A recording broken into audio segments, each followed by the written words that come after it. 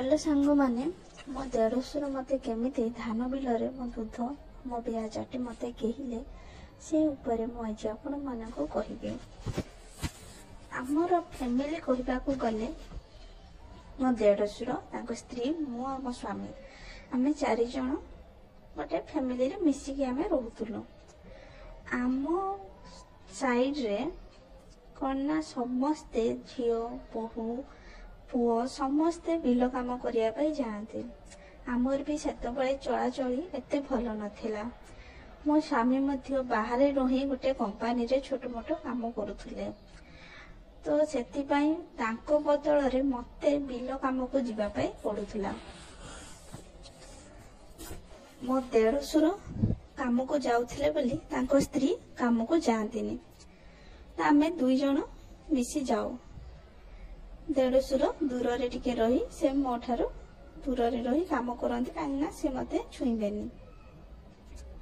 एमिति दिने भोर आमे उठी जिबा पाई बाहरिलु बिल काम को। मो देढ़शुर कहिले जानिछ भाई बो आउ आज आमे बिल काम पाई सखाळ सखाळ उठी की जिबा, काहेकि ना समस्तंकर काम सरी गलानी, आमर बहुत काम बाकी रही जाईची। मु मध्य से हाँ कही ता पर दिन आमे भोर 4 उठी दुई जण बाहरिलु। एमिति जाई भोर काम करबा पाई लागिला परे से दिन मु राती बोली और जहा पारी थिले ताहा पिंदी दे चली जाईथिली। मोर आउ एते लक्ष्य नथिला। पतला साड़ी गोटे पिंदी थिली आउ से साड़ी को आनी मो अंटारे खुशी देइथिली। मोर पछपट पिठी आउ मो पेट सबू देखा जाउथाय, दूध मध्य अधा अधा देखा जाउथाय। मु जेतबेले नही के काम करथुली टिके टिके जन्न टाइप रा आलू पड़ी थाए, मो आगपट दूध अधा अधा देखा जाउथाय। ताहा मो देढ़शुर काम न करी लुचि लुचि देखुथांती। मते एते लक्ष्य नथिला। मु जेतबेले उठी मुंडटे उठेई टिके देखुथाय मो देढ़शुर मो आडू ही चाहि थांती। एमिति किछि समय गला परे मु कहिली आ भाई आपण कोन पाई मते एमिति नजर रे देखुछंती, आज कोन हेछि कि? से किछि कहिलेनी, हसी देले। तापरे कहिले आलो तते कोन कहिबी, तू तो मोर भाई बो होबु, तू ना बहुत सेक्सी टे, तते देखिले मोर बांड पूरा ठिया हे जाए। आज मते काम करिया पे जमा भी इच्छा हो नै, खाली तते देखिबा पे मते भारी इच्छा होची। मु कहिली आपण तो मो देढ़शुर मते छुईबेनी, आपण एमिति कथा बार्ता कोन करछंती? से कहिले देढ़शुर हो कि जहा भी हो सेक्सी को सेक्सी कोहा जीवो। एहा जतबेले कहिले मु आ तांको किछि भी कहि पारिली नाही। से मते आसी धान बिल रे कुंढे पकैले पछपटु। मु जे एमिति रे भी तते छुई देलिनी। एमिति कहिला परे भी से मते जमा भी छाड़िबा पे राजी हेले नाही। एहा कही आमे टोना घोषड़ा लागिलु। मते पूरा बिल रे कादुओ रे मो देढ़शुर शुई देले। मु पूरा कादुओ नटपट होई गली। तापरे उठी मते उठाई कुंढाई पकैले आ मते किस करबा को लागिले। मु अणनिश्वासी होई जाउथाय सेतबेले। मते कहिले तमे पूरा कादुओ होई जाइछो, चलो गोटे काम करो, तमे साड़ी चेंज करी धोई धाई दियो आउ ये ही जाओ, रेडी हो जाओ। मु राजी होई गली। मते सिए तांको हाथ रे टेकी नेले नै आमर से पाखरे गोटे धान जगिवा पाई झुंपड़ी टाइप रो थिला आ गोटे बोरिंग मध्य थिला। मु सेठी को गली, गोटे बाल्टी थिला प्लास्टिक बाल्टी, सेठी मो लुगा सबू पटा तापरे ब्लाउज साड़ी चोड़ी सबू काढ़ी देली। काढ़ी सेठी धोई देली भल भाबरे। घर को गले समस्ते डाउट करबे ये एमती कहीं कादू हेछि, सेथि पई धोई सुखेइली आ पूरा धुआ धुई होई गेली। तापरे मोर पूरा लंगड़ा अवस्था रे मो थाए। मो देढ़शुर कहिले किए देखि नबो भाई बो, तमे से झुंपुड़ी भीतर को पळै चलो। एहा कहि मते कांधरे हाथ पकई मते झुंपुड़ी ऊपर को से नै गले। भीतर को गला परे आमे मु पूरा लंगड़ा होइतबा देखि मो देढ़शुर मो साइड रे आसी बसिले आ तांको हाथ आनी मो दूध को चिपिबा पाई लागिले। मते भारी इच्छा होथाय सेतबेले, काहेकि ना पूरा लंगड़ा पागरे भोर भोर एणे पूरा गाधेकी मो देहटा पूरा ठंडा हो जाए मु भावुए केमी मो बॉडीटा टिके हीट हम तो सी मो दूध को धीरे धीरे चिपी पाटी आनी मो दूध लगेले आ मो दूध को चुषा लगे मु खाली आ मरीगले होताए तापरे से मते कहले भाई बो आज मते गेईवाई दियो मु तुमको पूरा शांति करी छाड़बी भाई तो सब बड़े बाहर रोचंती तुमर कौन इच्छा हुए कि मु कहली इच्छा तो हुए भाई हेले तमे मो संपर्क रे देढ़शुर हम लोक कौन कहे से कहले अरे लोक कहबारे कौन अच्छी लोक केमिति जानवे जे कहे आमे तो दुहे सब बड़े चाष करने आसुचंती एही झोपड़ी भितर आमर सब बड़े घिया हुई हम क्या भी आमे जनइबा नहीं मु तांको कथारे राजी हो गली तापरे से तांको पैंट को खोलीदेले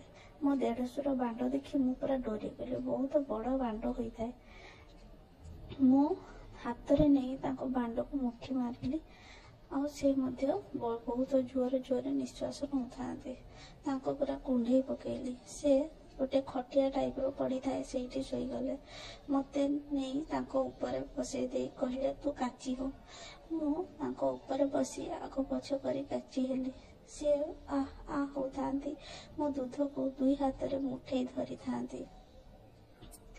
आ खाली कहता तुमको गेहबार जो मजा अच्छी मो स्त्री रे मध्य से मजा नहीं एमती है थरे सांगे सांगे बीज बाहरी गला आम बसी कथा हेलु कहली तमे कहीं मत खराब नजर देख सी कहले देख मो स्त्री रे तो बयस हो गलानी ताको गेहबार जमा भी मजा आसुना आ तुमर जो बड़ बड़ सेक्सी दूध देखिले ना मो बांड पूरा काठी जाए एमती कथा हो बांड पुणी थे काठी गला आ मते सी आखरे धरी मते उठे पकई गेहिले मु खाली रडी छाड़ थाए से दिन राति भाग्य भल कई नथिले आख पाखर मु खाली छाड़ छाड़ कहूए से जमा भी मत छाड़ू न था जोर जोर मत कहता मत बहुत मजा लगुए हेले मत टिके टिके काटू थाए एमती है मत कहले तमें टिके नई पड़ मो बांड को नहीं तुम बियार पुरे देवी तापरे मु नही पड़ी से पाटी को आनी मो बियारे लगेवा लगे मु कहली ये कौन करुँच से कहला मु आज तुमको चाटी शांति करी मुठू खटिया शोई पड़े पुणी थे से मो बिया को पूरा रड मड़ कर चाटिले जीभ को पूरा बिया भितर गलैले मोर जिते पानी बाहरी थिला सब चाटी सफा करदेले आउ गोटे आंगुली नहीं मो गांडी रे पुराऊ था एमती कला मो दूध पाख आसिले मो दूध को मध्य बहुत जोरे जोरे दी हाथ रे दलिले आको पाटी लगे चुषिले किछि समय गला परे मते पुणी थरे कहले तू हांबुड़े पड़ मु हांबुड़े पड़िली से बांडरे टिके छेप दे मो बिया भितर बांड को आनी पुरे बहुत जोर जोरे गेहिले मु खाली आ मरीगली मते छाड़ो एमती खाली कहूए से दिन मत गेही गेही मो बियाटा को पूरा पुला करदे मत भारी भल लगुए मुझे दिन आसी क्या किसी कहली ना पुणी थे मो देढ़शुर मोर जमी भोर जाइलु आग दिन सेमती गलु पुणी थे से गड़ा पड़ा हो गिहापुई हेलु बिल हिड़े मत प्राय टाइम नईवाई कहते जो बड़े बेसी इच्छा हुए मु नई पड़े मो शाढ़ी को ऊपर को कर बिल हिड़े ही अंधार अंधार पागरे मत से गेही दियंती एमती आमर सब बड़े गिहा हुई हो दिने घरे कहीं नथिले मो देढ़शुर थिला आउ मो जा जी सी बाप घर को जाइथिले आमे से दिन 2-3 दिन जमा भी बिल काम करने गलु नहीं डोर को बंद करदेलु घरे ही सब बिहा गलु आमर घर कबाट दिने झरका टिके खोला थिला आमर पड़िशा घर गोटे बुढ़ा आसी ताहा देखीदेला देखीदे सी क्या किसी कहला नहीं आसी डोर को नॉक कला कहला तमें देढ़शुर भाई बो यही सब किए कांड कर सब देखी ବୁଢ଼ାଟାର ବୟସ ନିହାତି 58। ମୁଁ ତାଙ୍କ ଗୋଡ଼ ହାତ ତଳେ ପଡ଼ିଗଲି। କହିଲି, ତମେ କାହାକୁ ଜଣେଇବ ନାହିଁ। ସିଏ କହିଲେ, ମୋର କ'ଣ ଫାଇଦା ହବ? ମୁଁ କହିଲି, ଠିକ୍ ଅଛି, ତମେ ଯାହା କହିବ ମୁଁ ସେଇଆ କରିବି। ସେ କହିଲେ, ଠିକ୍ ଅଛି, ତୁ ମୋତେ ଘେଇବା ପାଇଁ ଦେବୁ ତ? ମୁଁ କହିଲି, ଆପଣ ମୋ ବାପା ସମାନ ଲୋକ, ଏମିତି କ'ଣ କଥାବାର୍ତ୍ତା କରୁଛନ୍ତି? ସିଏ କହିଲେ, ମୁଁ କିଛି ବି ଜାଣିନାହିଁ, ମୋତେ ଘେଇବା ପାଇଁ ଭାରି ଇଚ୍ଛା। ତୁ ଯେତେବେଳେ ତୁ ଦେଢ଼ଶୁର ଉପରେ ବସି କାଚି ହେଉଥିଲୁ, ତ ବଡ଼ ବଡ଼ ଦୁଧ ଦୁଇ ଯେଉଁ ଭଳିଆ ହଲୁଥିଲା, ମୁଁ ଦେଖି ମୋ ବାଣ୍ଡ ପୁରା କାଠେଇଗଲା। ମୋତେ ତୁ ଘେଇବାକୁ ଦେବୁ ନା ନାହିଁ? ମୁଁ ତାଙ୍କ କଥାରେ ରାଜି ହୋଇଗଲି। ତାପରେ ସିଏ ମୋତେ ବି ରୁମ୍ ଭିତରକୁ ନେଲେ। ମୋ ଦେଢ଼ଶୁର ଆଉ ସେ ବୁଢ଼ା ମିଶି ମୋତେ 2 ଜଣ ଘେଇଲେ। ମୁଁ ଖାଲି ରଡ଼ି ଛାଡ଼ୁଥାଏ। ମନେ ମନେ ଭାବୁଥାଏ, ମୋ ସ୍ୱାମୀ ଜାଣିଲେ କ'ଣ ହବ। ମୋତେ ଏତେ ଜୋରେ 2 ଜଣ ଘେଉଥାନ୍ତି। ମୁଁ ଖାଲି ରଡ଼ି ଛାଡ଼ିବା ବ୍ୟତୀତ ମୋ ପାଖରେ କିଛି ବି ଉପାୟ ନଥାଏ। ମୋତେ ଭାରି କଷ୍ଟ ହେଉଥାଏ। ମୋ ବିଆଟା ପୁରା ମେଲା ହୋଇଯାଇଥାଏ। ମୋ ଗାଣ୍ଡିରେ ଜଣେ ପୁରେଇଲା ବେଳେ ଜଣେ ମୋ ବିଆରେ ପୁରଉଥାଏ।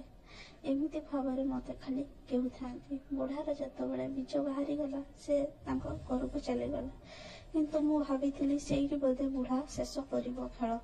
ହେଲେ ସେ ମୋତେ ପ୍ରାୟ ଟାଇମ୍ରେ ଡରେଇ ଧମକେଇ 2-3 ଦିନ କାଳ ଯେତେବେଳେ ବି ଘରେ କେହି ନଥାନ୍ତି, ଡରେଇ ଧମକେଇ ଆସି ମୋତେ ସିଏ ନିର୍ଦ୍ଧୁମ ଘିଏ।